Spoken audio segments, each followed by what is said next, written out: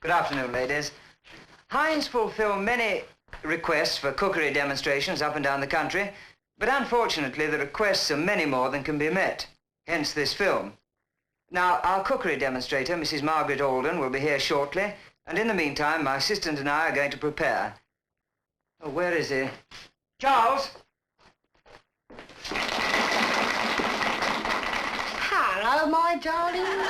Now, Heinz fulfill many requests up and down the country for the cookery of the demonstrations. I've just said that. I'm very sorry. That's all right. Now, Mrs. Alden is going to show you how to make various practical dishes. I'd have known you'd have said it, though I'd have never said it. Said what? Heinz fulfill many requests. All right. Now, I've explained to the ladies what we're going to do, so kindly shut up! Very well, then.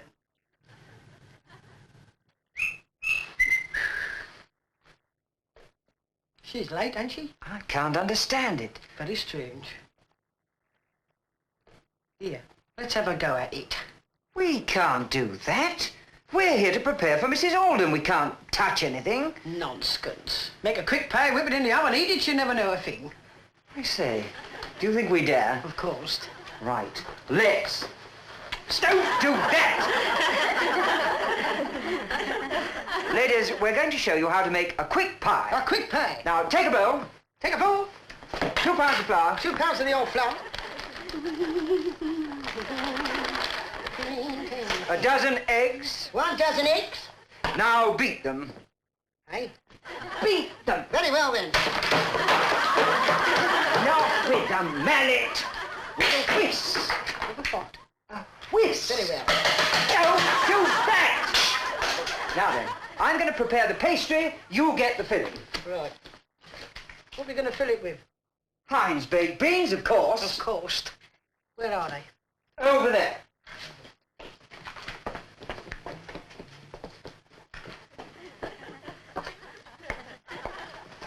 Couldn't use Heinz tomatoes soup, could we? No, baked beans.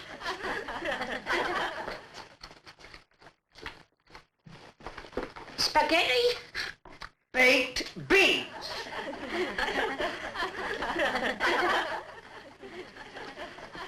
Sandwich spread. When I say Heinz baked beans, I mean Heinz baked beans. All right!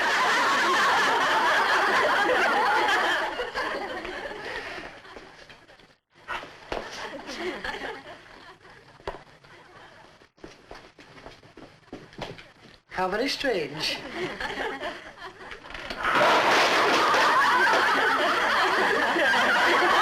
I'm going to stir the mixture, and when I get it to the right consistency, you pour the water over it. Pour the water over it, right.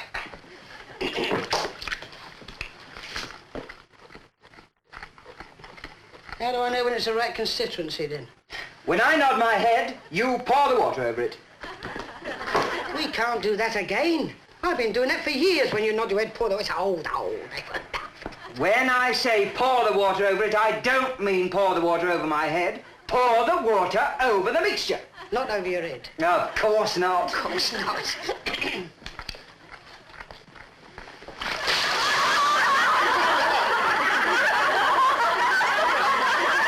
You are an imbecile. Flatterer. Now, I'm going to switch the oven on. You stir the mixture. Right. What should I stir it with? No, use your head. Excuse me, what? Use your head. Here we go again. No, that don't do. Put the light on. Put it in the oven. Oh, wait a minute. You forgot the filling.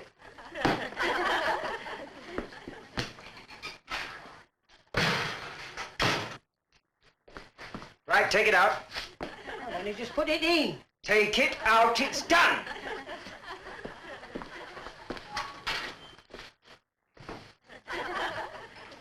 Sure, right.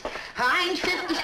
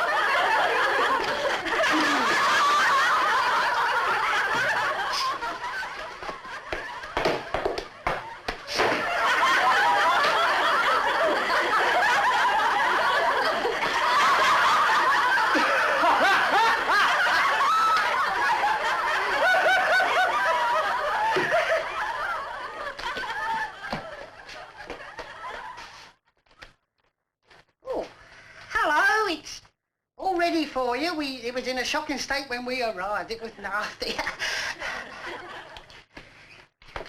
This is our expert cookery demonstrator, and she will now show you how to cook 2 delicious meals that even I couldn't muck up. Au revoir. Yes, it was in a shocking state when we first arrived here, you know. And, you hadn't turned up, and my big mate, that's the big fella, said, let's make a pie, he said. You know, it has nothing to do with me.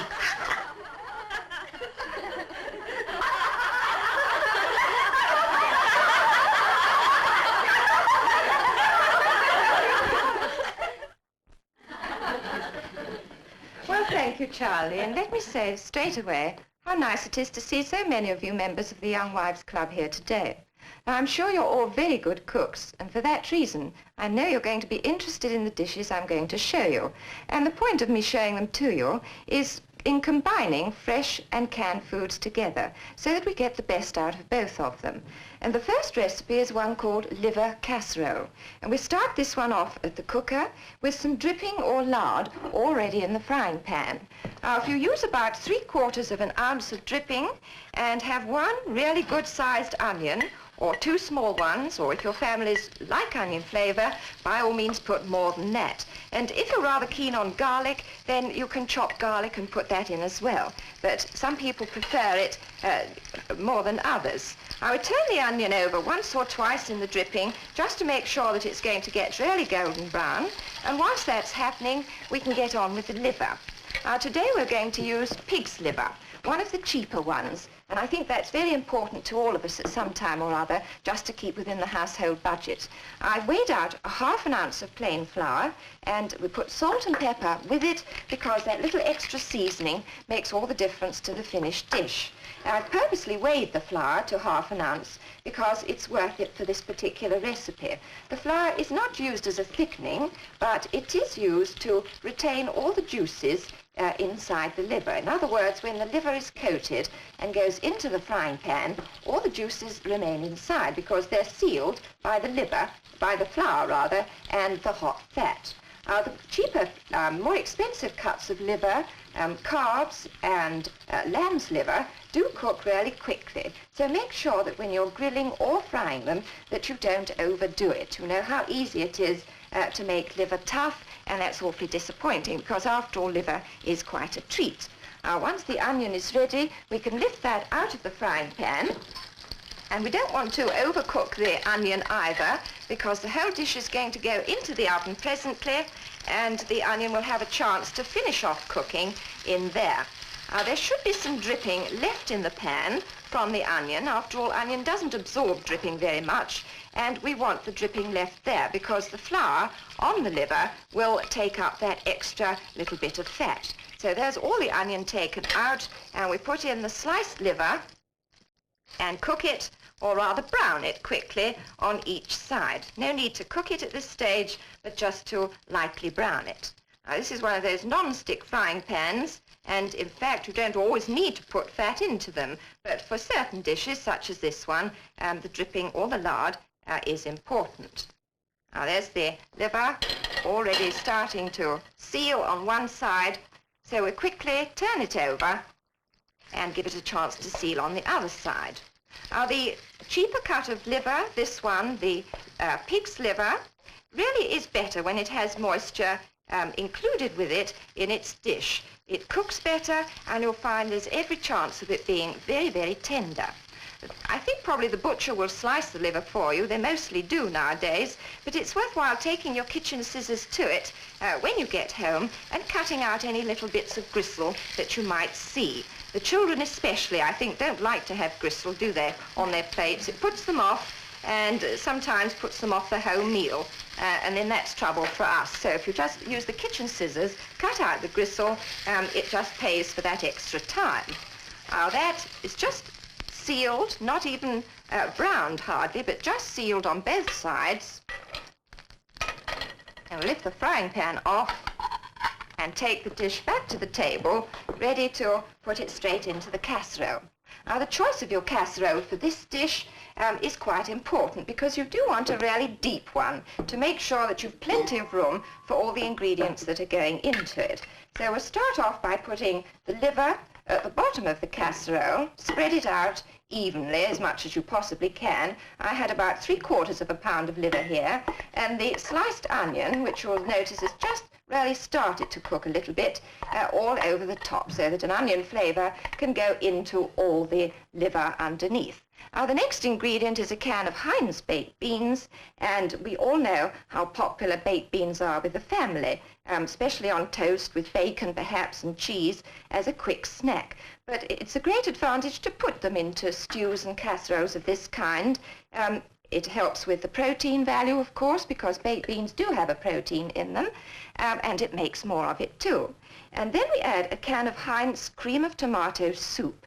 Now, you've only to look inside a can or watch it coming out of the can to imagine what a lovely flavour such a golden-coloured soup is going to make. And liver and tomato do go particularly well together. So there we've used the 2 cans, and then I think probably nobody would want to cook liver without bacon.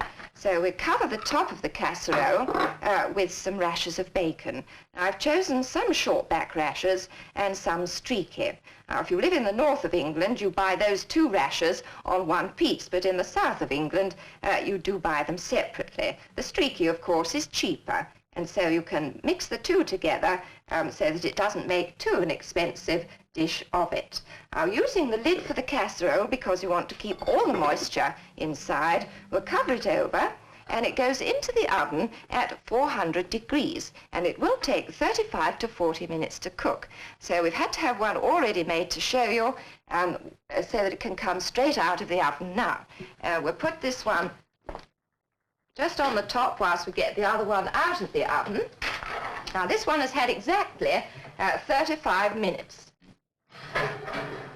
And although in a recipe we often say 35 to 40 minutes, it's always worthwhile looking at it at the first length of time, the 35 minutes, because it may well be done and ready to come out of the oven. I'll just leave that one for its 35 minutes. Make sure it's all right there. And this is the one that was cooked already. So it's liver casserole for lunch today. And I expect you'd like to see what it looks like inside. Perhaps have a sniff when the lid comes off. And those are the mixed flavours with the Heinz products and the fresh liver. Shall I lift some out so that you can see it perhaps and know exactly what it's going to taste like? Now, of course, the liver is right at the bottom, so we have to make sure that we get even shares of liver and bacon for each person. It's not always easy to tell by looking at liver whether it's cooked or not, but I can assure you that in that length of time in the oven, it is cooked, and you'll find that even the smallest member of the family who's on solid foods can eat it quite easily. So we'll just put that dish on one side for the moment. Gives you a chance to imagine it anyway, even if you're not actually tasting it at the moment.